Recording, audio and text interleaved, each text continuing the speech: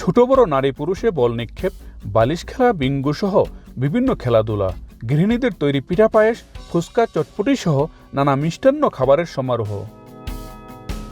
কর্মব্যস্তময় প্রবাস জীবনে বছরে একটি দিন সবাই একত্রিত হতে পেরে আনন্দিত সবাই। স্থানীয় সময় শুক্রবার দেশটির কাবাদে দিনব্যাপী আনন্দ উৎসব সহ নানা কর্মসূচির মধ্য দিয়ে শেষ হয় এই মিলন মেলা।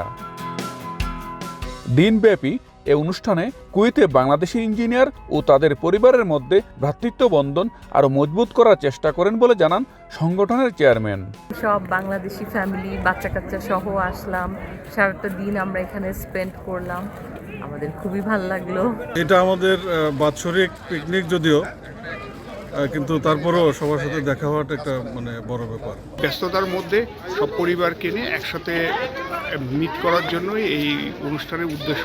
এখানে আরও বেশি ইঞ্জিনিয়ার আসা দরকার এবং সরকারি পর্যায় থেকে উদ্যোগ নেওয়া ছাড়া এটা সম্ভব না।